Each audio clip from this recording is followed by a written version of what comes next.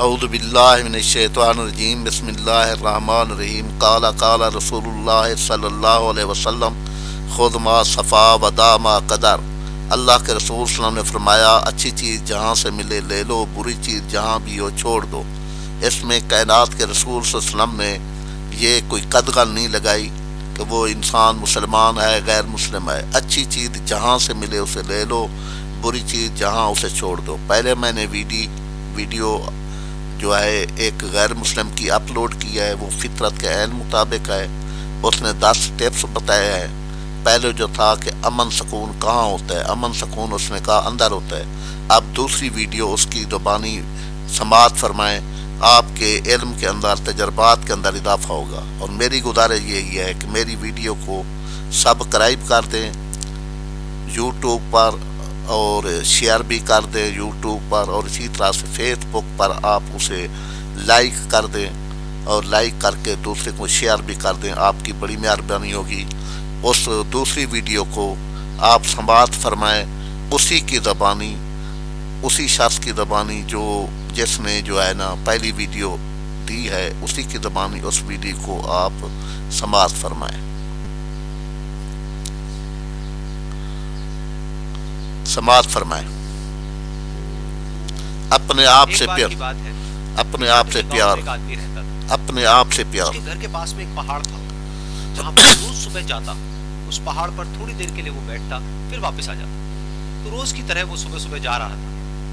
पीछे से उसका छोटा सा बेटा आया, उसने आकर के उसका हाथ पकड़ लिया और कहा कि आज मैं भी आपके साथ चलूं। उसने पहले तो उसको थोड़ा सा समझाया और मना किया, कहा कि जो रास्ता है वो बहुत ही छोटा है और चढ़ाई बहुत ज्यादा है, तो तुम मेरे साथ नहीं चल पाओगे। लेकिन फिर जब उस बेटे ने जिद करी तो पिता मान गया। तो दोनों पहाड़ पर चढ़ने लगे। पिता ने बेटे का हाथ कस के पकड़ा हुआ था। लेफ्ट साइड में पहाड़ थे, राइट साइड में खाई थी और रास्ता बहुत ही छोटा था। पिता से मुराद बाप। वो पहाड़ की चोटी तक पहुंचने ही वाले थे, तभी रास्ते में एक बड़ा सा पत्थर आया।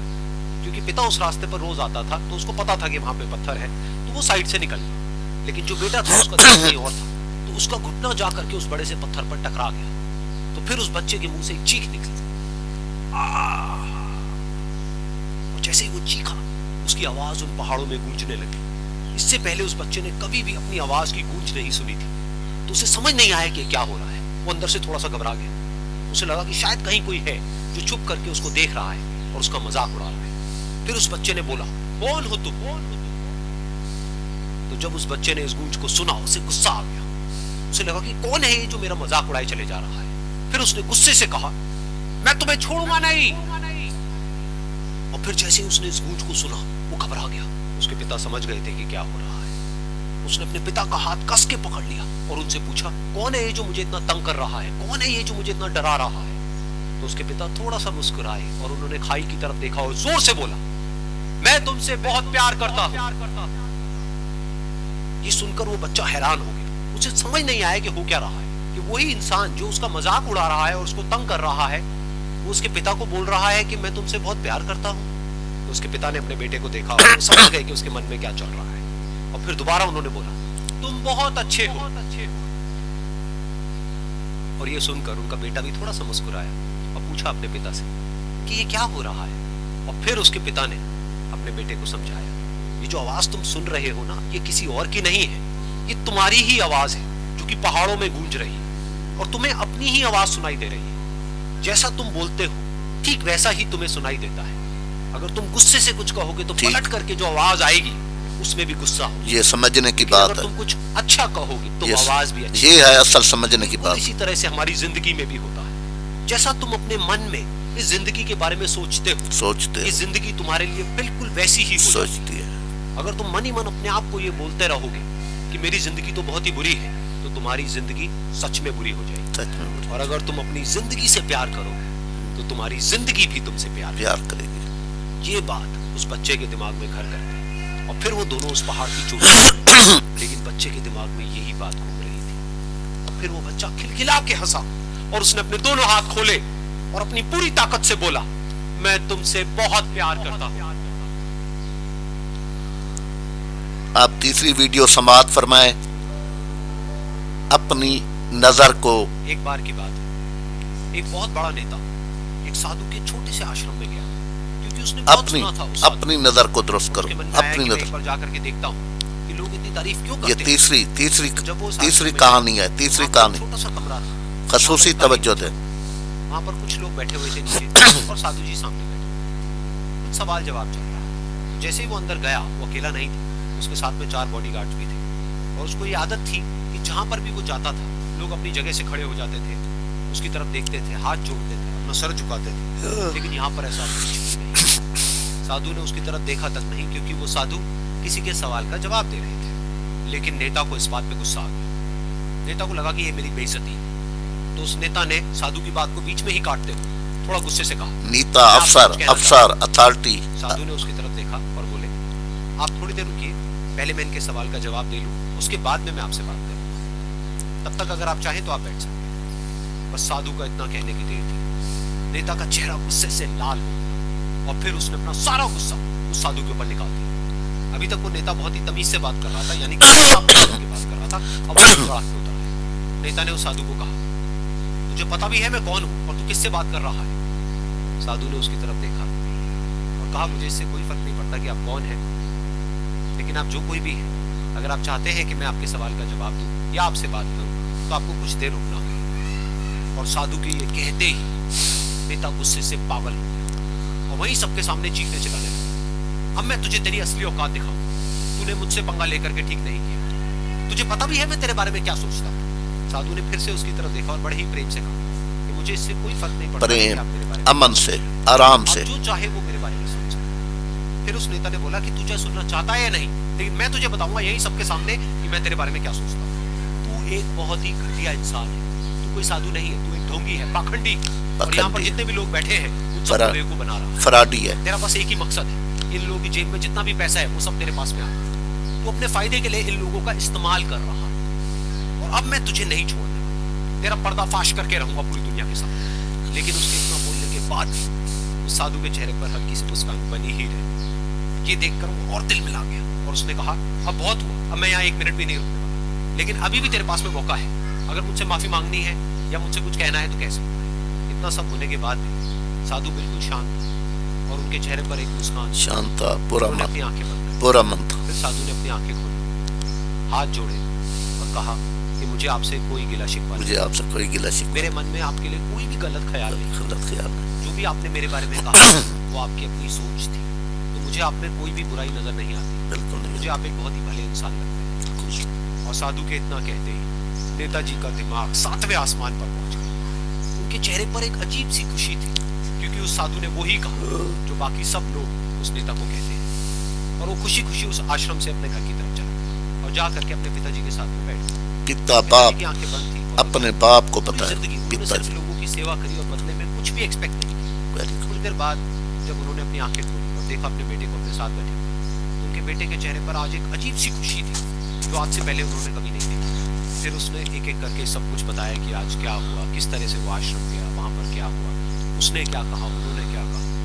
तो जब इसके पिताजी ने पूरी बात सुनी तो थोड़ा सा मुस्कुराए और अपने बेटे को देख करके बोले कि उन्होंने तुम्हारी तारीफ नहीं करी, क्योंकि उन्होंने वो नहीं कहा कि जो तुम हो, उन्होंने वो कहा कि जो वो खुद है। और तुमने जो भी कुछ उनको कहा वो नहीं कहा कि जो वो है, बल्कि तुमने वो कहा जो तुम खुद। ये बात में भी कही गई, यथा दृष्टि तथा सृष्टि। ये दुनिया तुम्हें वैसी नहीं दिखती है जैसी कि ये दुनिया है, ये दुनिया तुम्हें वैसी दिखती है जैसे तुम खुद हो। जिसकी नजर जैसी है उसके लिए ये दुनिया वैसी ही है। मन अपना साफ करो तो हर चीज साफ हो सकती चाहते हो तो उसका सिर्फ एक तरीका है, अपनी नजर को बदलो, अपनी नजर को बदलो, अपनी नजर ठीक हो। अब इससे अगली कहानी भी है, जब भी गुस्सा आए तो ये कहानी है कि किसी बच्ची की, ये जिसको बहुत गुस्सा आता, ये तरीका अपना लो। गुस्सा आता था, जब उसको गुस्सा आता था तो वो ये कहानी बच्चों को सुनाने की है, तालिब इल्म को सुनाने की है, वो सब बोल देते थे, अपनी औलाद को सुनाने की। चीजें उठाती और जमीन पे फेंकती और तोड़ देती। उसके माँ बाप बहुत परेशान हो गए, उनको समझ नहीं आ रहा था कि वो क्या करे। उन्होंने बहुत कोशिश करी उस बच्ची को समझाने की अलग अलग तरीके से, लेकिन वो बच्ची समझ ही नहीं रही थी। फिर एक दिन उसकी माँ ने उसकी ट्यूशन टीचर से बात करी, क्योंकि ट्यूशन टीचर ही एक ऐसी थी जिसकी की वो बात सुनती थी। तो उसकी टीचर ने उसकी माँ की सारी बातों को सुना और उनको बोला कि आप चिंता मत करो, आने वाले कुछ दिनों के अंदर अंदर ही इस बच्ची का गुस्सा पूरी तरीके से खत्म हो जाए। उसकी माँ को समझ नहीं आया, लेकिन फिर भी उन्होंने कहा कि कोशिश करने में क्या जाता है। फिर उस दिन रोज की तरह जब वो टीचर आई और वो क्लास शुरू होने वाली थी, तो उसकी टीचर ने उस बच्ची से कहा आज हम पढ़ाई नहीं करेंगे, आज हम एक गेम खेलेंगे। तो बच्ची ये सुन करके बहुत खुश हो गई। फिर टीचर उस बच्ची के साथ में उस घर के पीछे एक दीवार के पास में जाकर के खड़ी हो, और उस टीचर ने उस बच्ची को कहा कि गेम ये है कि अब जब भी तुम्हें गुस्सा आए, तुम्हें कील लेनी है और यहाँ पर आकर के इस दीवार में गाड़ देनी है, थोड़ी सी, जितनी हो सके। फिर उस बच्ची ने टीचर से पूछा लेकिन इससे क्या होगा? तो टीचर ने कहा कि जब ये गेम खत्म हो जाएगी तो तुम्हें एंड में एक प्राइज मिलेगा। फिर उस बच्ची ने बिल्कुल वैसा ही किया जैसा कि उस टीचर ने कहा था, यानी कि अब उसको जब भी गुस्सा आता तो वो जाती और जा करके एक कील उस दीवार में गाड़ देती। तो जैसा कि उस लड़की को बहुत गुस्सा आता था, तो पहले ही दिन वहां पर 10 से ज्यादा कीले गड़ गए। लेकिन उन कीलों को गाड़ने के लिए उसको बार बार पीछे जाना पड़ता और जा करके उस कील को गाड़ना पड़ता। तो उसके दिमाग में आया कि जितनी मेहनत मैं लगाती हूँ उस कील को गाड़ने में, उससे कम मेहनत में मैं अपने गुस्से को कंट्रोल कर सकता हूँ। अगले दिन 8 कीले गड़े, उसके अगले दिन 6, फिर 4, फिर 3, फिर 2, फिर 1। फिर एक ऐसा भी दिन आया जब एक भी बार उसको गुस्सा नहीं आया और एक भी कील उस दीवार में नहीं गड़ी, और वो बच्ची बहुत खुश हो गई। खुशी खुशी वो अपनी टीचर के पास में गई और जाकर के उनको बताया कि देखो मैम, आज मैंने एक भी कील उस दीवार में नहीं गाड़ी है क्योंकि मेरे को एक बार भी गुस्सा नहीं आया है। तो मैम ने उसको थोड़ी सी शाबाशी दी और मैम उसके साथ में उस दीवार के सामने जाकर के खड़ी हो। अब मैम ने उस बच्ची को कहा कि गेम अभी खत्म नहीं हुई, अब तुम्हें क्या करना है कि जिस भी दिन तुमको बिल्कुल भी गुस्सा नहीं आता है, उस दिन के एंड में तुम एक कील को इस दीवार से निकाल दोगे। तो बच्ची ने वैसा ही किया, लेकिन क्योंकि कीलें बहुत ज्यादा थी तो 1 महीने से भी ज्यादा टाइम लग गया उन सारी कीलों को बाहर निकालने में। लेकिन एक दिन ऐसा भी आया जब सारी कीलें उस दीवार से बाहर निकल गई। फिर वो बच्ची बहुत ही खुश होकर के अपनी टीचर के पास में गई और जाकर के बोला कि अब उस दीवार में एक भी कील नहीं है। तो उसकी टीचर उस बच्ची के साथ में उस दीवार के सामने जाकर के खड़ी हुई। उसने देखा कि एक भी कील नहीं है दीवार में। फिर उसको उसकी एक फेवरेट चॉकलेट गिफ्ट करी और बोला कि तुम इस प्राइज को जीत गई हो। बच्ची बहुत ही खुश हो गई। फिर टीचर ने उस बच्ची से पूछा कि क्या तुमको इस दीवार में कुछ नजर आ रहा है? तो बच्ची ने कहा नहीं मैम, इसमें तो कुछ भी नहीं है, सारी कीलें निकल चुकी है। तो उस टीचर ने कहा एक बार ध्यान से देखो, शायद कुछ नजर आए। तो उस बच्ची ने दोबारा देखा और कहा वो जो कीलें मैंने गाड़ी थी उसके कुछ निशान मुझे नजर आ रहे हैं दीवार में। जब बच्ची ने ये देख लिया, फिर उसकी मैम ने उस बच्ची को कहा जैसे तुमने इस दीवार में कील गाड़ी और अब तुम उस कील को तो निकाल सकती हो लेकिन उसके निशान को नहीं मिटा सकती, ठीक इसी तरह से होता है जब तुम गुस्सा करती हो। जब तुम गुस्सा करती हो अपने माँ बाप पे या किसी पे भी, तो उनके दिल पर चोट लगती है, उनको दर्द होता है और वहां पर एक निशान रह जाता है। उस निशान को तुम चाह करके भी हटा नहीं सकती, फिर चाहे तुम उनसे जितना मर्जी माफी मांग लो।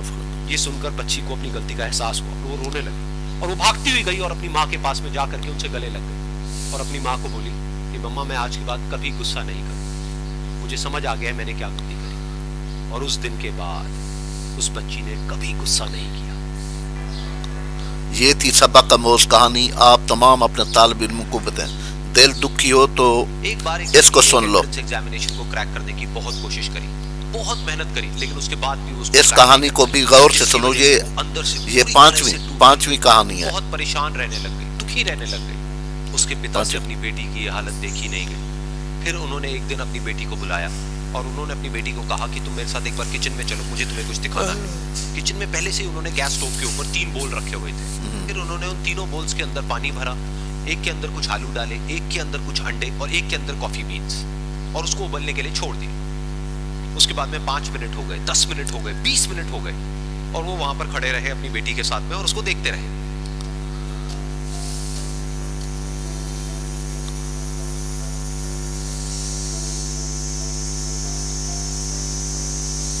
तो बेटी अंदर से थोड़ी सी इरिटेट होने लग गई, कहती है क्या कर रहे हो? तो उसके पिता ने कहा कि सिर्फ 1 मिनट और रुको, तुमको सब समझ आ जाएगा। फिर उसके बाद में एक एक करके उन्होंने गैस स्टोव को बंद किया और जो पहला बोल था उसमें से आलू निकाले और निकाल करके एक प्लेट पे रख दिए। दूसरे बोल में से उन्होंने वो अंडे निकाले और निकाल करके एक और प्लेट में रख दिए और तीसरे बोल में से जो कॉफी थी उसको छान करके एक कप के अंदर भर दिया और वो वहीं सामने स्लैब पे रख दिया और अपनी बेटी से पूछा कि तुम्हें क्या दिख रहा है? तो उनकी बेटी को थोड़ा सा गुस्सा आ गया। उसने कहा कि इसमें देखना क्या है, एक में आलू है, एक में अंडे हैं और एक में कॉफी है। तो उसके पिता ने कहा कि एक बार इनको छू करके देखो, शायद तुम्हें कुछ समझ आए। पिता से मुराद बाप। पहले आलूओं को छुआ, तो जब उसको छुआ और थोड़ा सा दबाया तो वो बिल्कुल सॉफ्ट हो चुके थे, नरम हो चुके थे, गल चुके थे, नरम हो चुके थे। बाद में उसके पिता ने उन अंडों को तोड़ा तो वो हार्ड थे।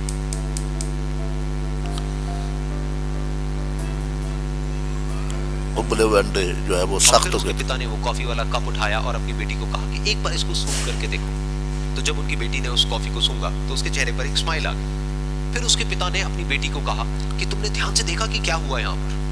ये तीनों ही बिल्कुल एक ही सिचुएशन में गए, लेकिन तीनों ने अलग अलग तरीके से रिस्पॉन्ड किया। एक ही दुनिया। तो पहला यानी कि आलू, जब हमने उसको उस पानी में डाला था उससे पहले वो बहुत ही हार्ड थे और स्ट्रॉन्ग थे, सख्त, लेकिन गर्म पानी में जाने के बाद में वो अंदर से बिल्कुल सॉफ्ट हो गए, यानी कि कमजोर पड़ गए, नरम हो गए। दूसरे थे अंडे, जो गर्म पानी में जाने से पहले अंदर से बिल्कुल ही कमजोर थे, लेकिन गर्म पानी में जाने के बाद वो अंदर से स्ट्रॉन्ग हो गए। बिल्कुल।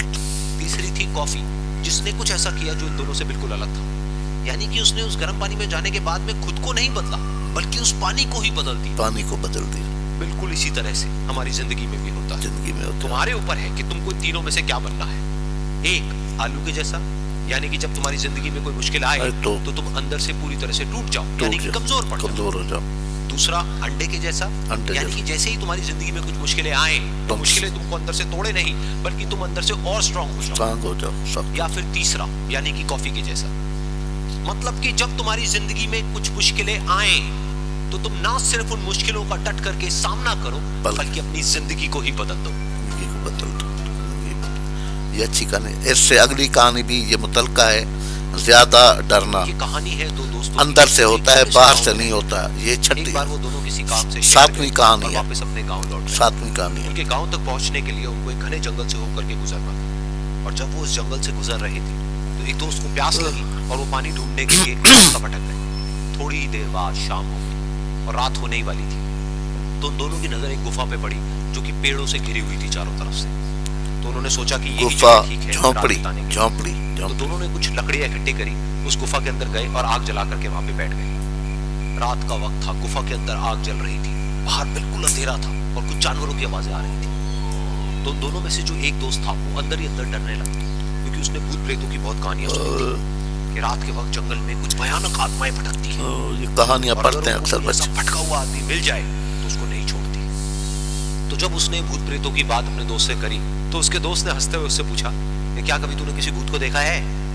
तो उसने कहा, नहीं मैंने तो नहीं देखा, लेकिन मेरे कुछ जान पहचान के लोग हैं जिन्होंने देखा है। तो उसके दोस्त ने उसको समझाने की बहुत कोशिश करी कि यार ऐसी सुनी सुनाई बातों पर विश्वास नहीं करते हैं, अब तू सो जा और मुझे भी सोने दे, मुझे नींद आ रही है। और इतना कह करके उसका दोस्त वहीं पर लेट गया और थोड़ी देर में सो गया।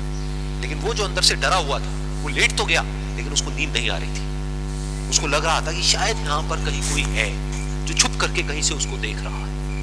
उस आग की वजह से कुछ परछाइयां बन रही थी वहां पर पत्थरों पर, तो उन परछाइयों को देख करके भी वो डर रहा था। फिर कुछ घंटे तक ऐसे ही चलता रहा। फिर उसके बाद में क्योंकि वो थका हुआ था तो उसको नींद आ गई। लेकिन नींद आने के कुछ देर बाद ही उसको एक सपना आया। सपने में उसको एक बहुत ही भयानक परछाई उसकी तरफ बढ़ती हुई नजर आई। अब जैसे जैसे वो अंदर से डरता चला जा रहा था, वो परछाई उसके और पास आती चली जा रही थी और बड़ी होती चली जा रही थी। और उस परछाई में एक हाथ उसको नजर आया जिसके बड़े बड़े नाखून थे, और वो हाथ उसकी तरफ बढ़ता चला गया और उसके गले तक पहुंचने ही वाला था कि तभी वो डर करके एकदम से उठा।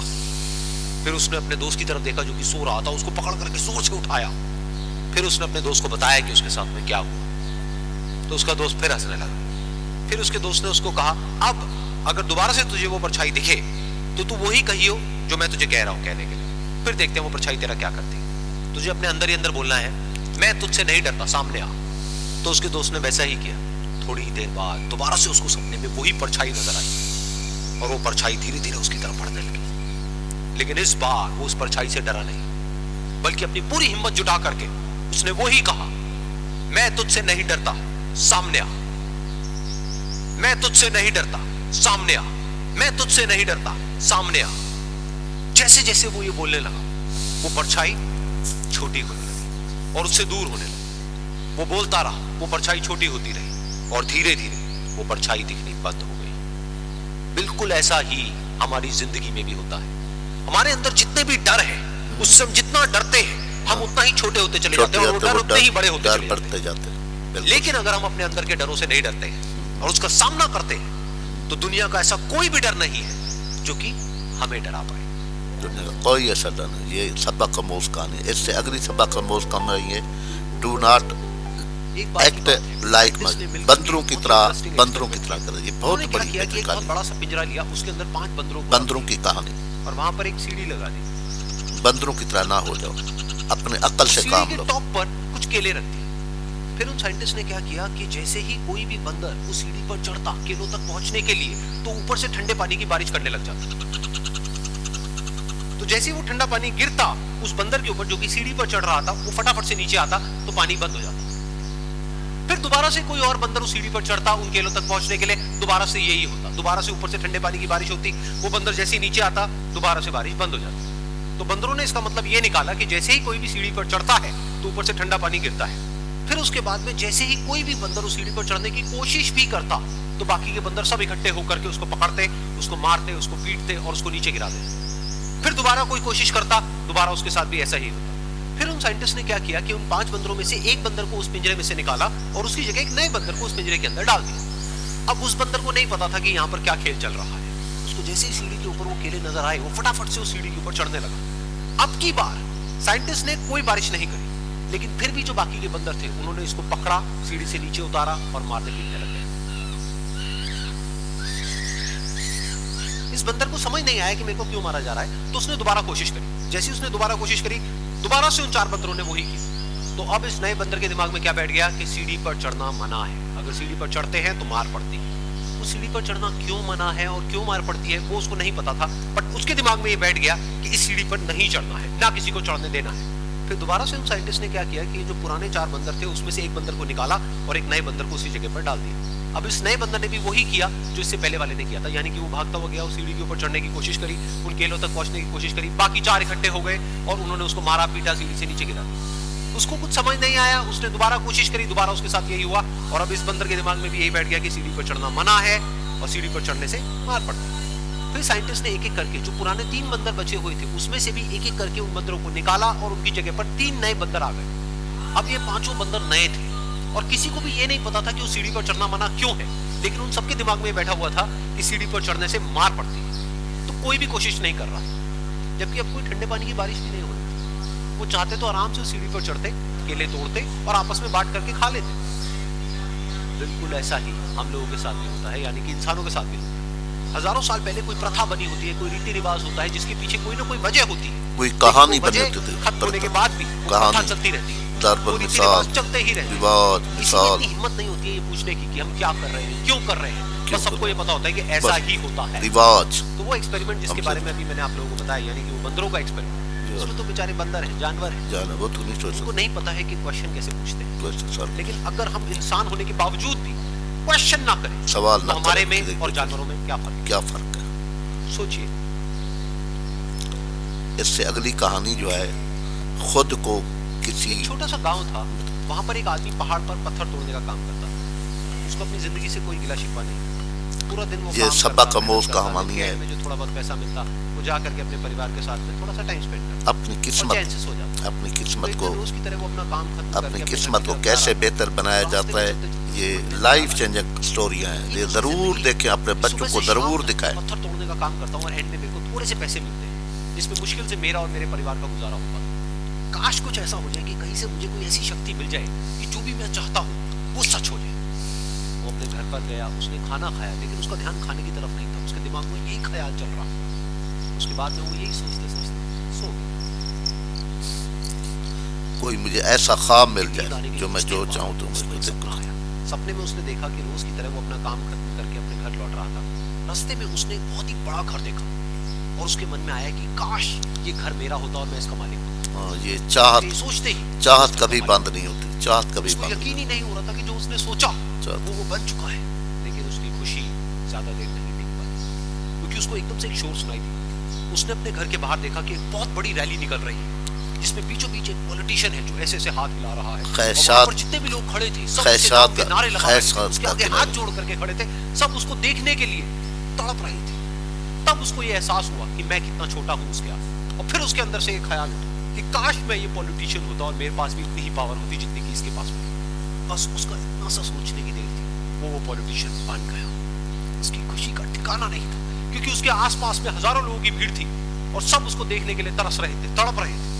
लेकिन उसकी ये खुशी ज्यादा देर नहीं थी। धूप बहुत ही तेज थी और उस पॉलिटिशियन को आदत नहीं थी इतनी गर्मी में रहने की, तो उस धूप की वजह से उसको चक्कर आ गए और वो बेहोश होकर के गिर। फिर उसको एहसास हुआ कि ये पॉलिटिशियन सबसे ताकतवर नहीं है, ये जो सूरज है ये सबसे ताकतवर है। और उसके मन में आया कि काश मैं ये सूरज, तो मेरे आगे कोई नहीं टिक पाएगा। और उसका इतना सा सोचने की देर थी और वो सूरज बन गया और वो खुशी से पागल हो गया, क्योंकि पूरी दुनिया को वो ही रोशन कर रहा था और पूरी दुनिया में ऐसा कोई नहीं था जो कि उसकी रोशनी को रोक सके।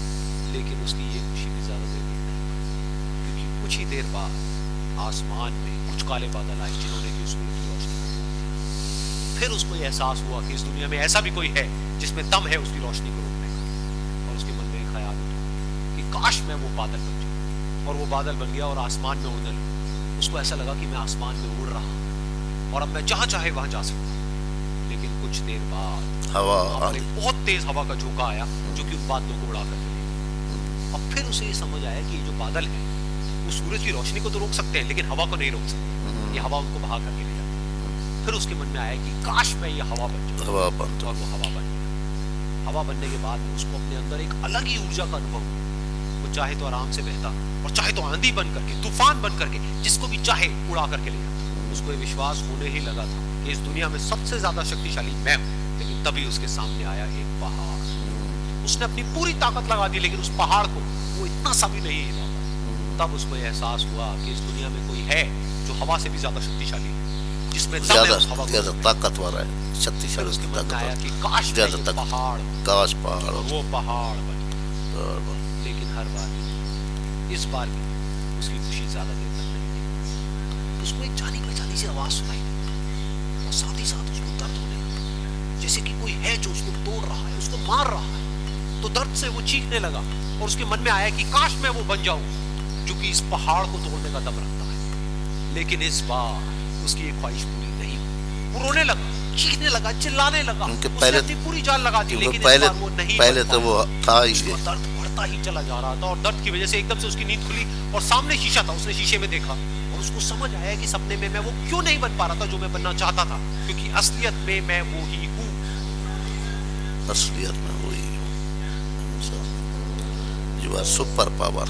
ये कहानी है दो दोस्तों की और उनकी दोस्ती की शुरुआत हुई थी अभी कुछ दिन पहले हॉस्पिटल के सुपर पावर, जहाँ पर वो दोनों एडमिट थे।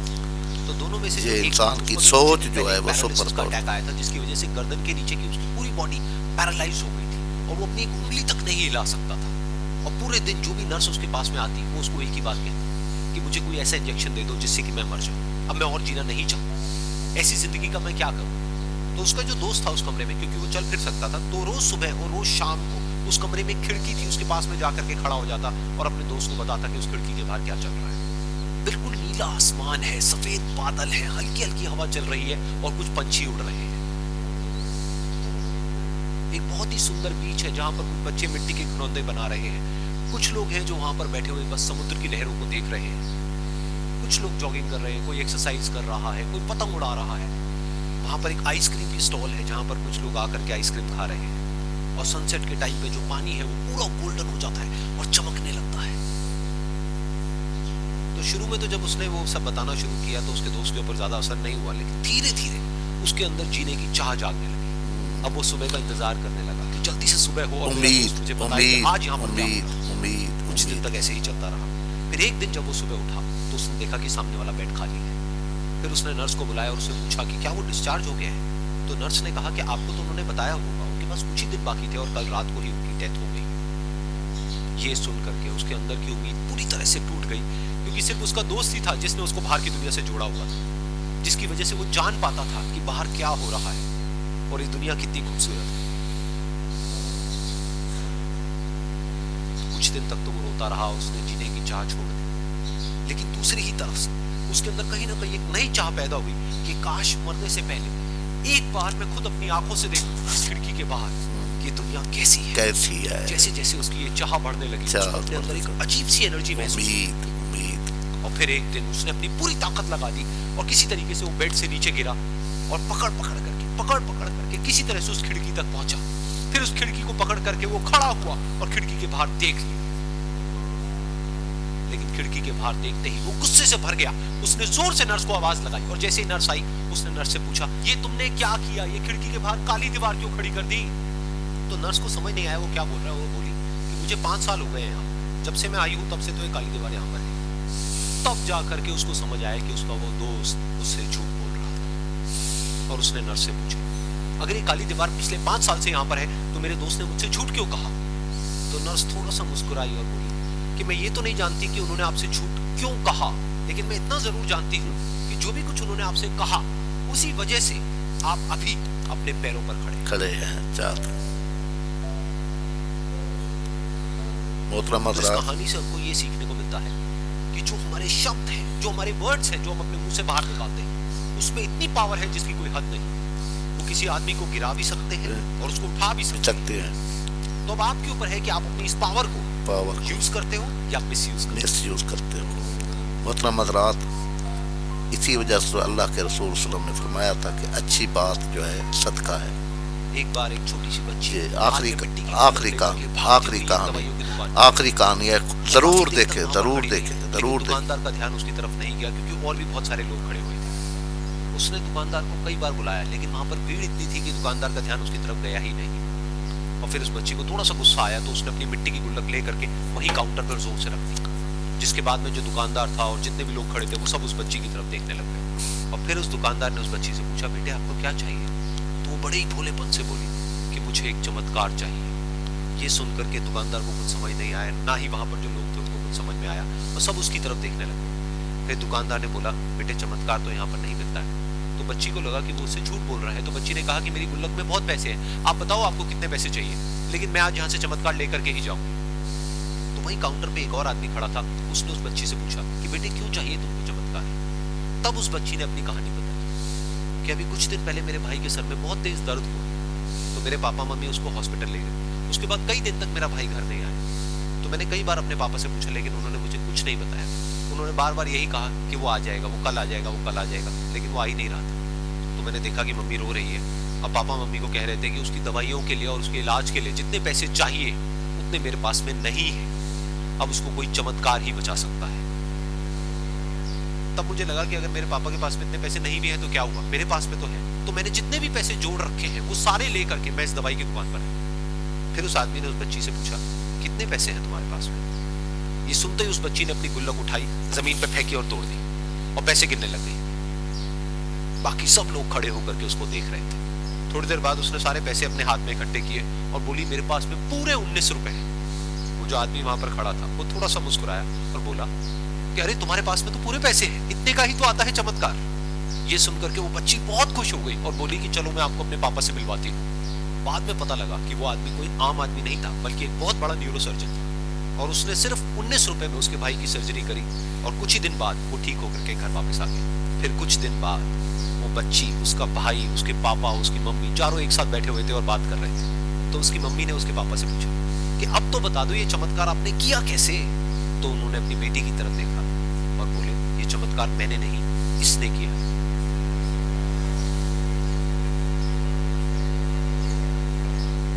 तो यहाँ पर एक बहुत बड़ी बात है जो हम उस छोटी सी बच्ची से सीख सकते हैं कि जिंदगी में कभी कभी ऐसा होता है कि हमको कोई रास्ता नजर नहीं आ रहा होता है और हम लोग हिम्मत हार जाते हैं। तब हमारे अंदर एक बच्चा होता है जो कोशिश करने से कभी भी पीछे नहीं हटता, वो हार मानने को तैयार नहीं होता है क्योंकि उसको ना शब्द समझ नहीं आता।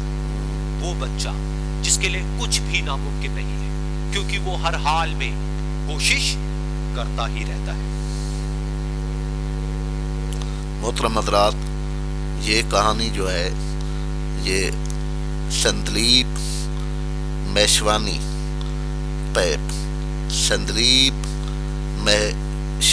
मैशामन की तरफ से है। ये संदलीप मैशामन की तरफ से है। संदलीप सेमिनार के अंदर इस कहानी को बयान किया गया, तो मैंने वो नोट किया है और आपको पेश किया है। ये देखें कि हर इंसान मेहनत करता है, तो हमारी ये ख्वाहिश है कि हम भी इस तरफ मेहनत करें। अल्लाह ताला हम सबका हामी और नासिर।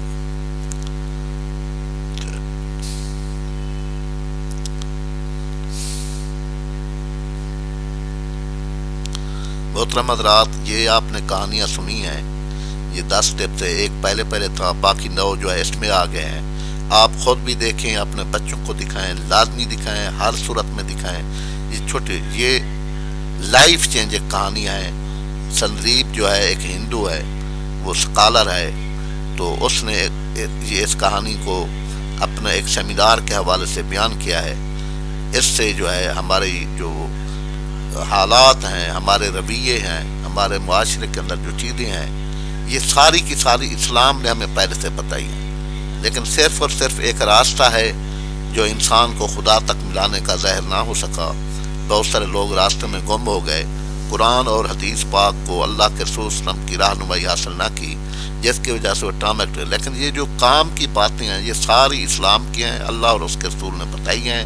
आप इन्हें सुने और अपने बच्चों को सुनाएं और बच्चों को दिखाएं, बहुत बड़ा फ़ायदा होगा।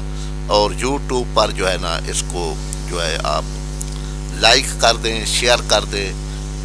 यूट्यूब के ऊपर इसको जो है ना आप सब्सक्राइब कर दें और फेसबुक पर इसे लाइक कर दें और शेयर कर दें। आपकी बहुत बड़ी मेहरबानी।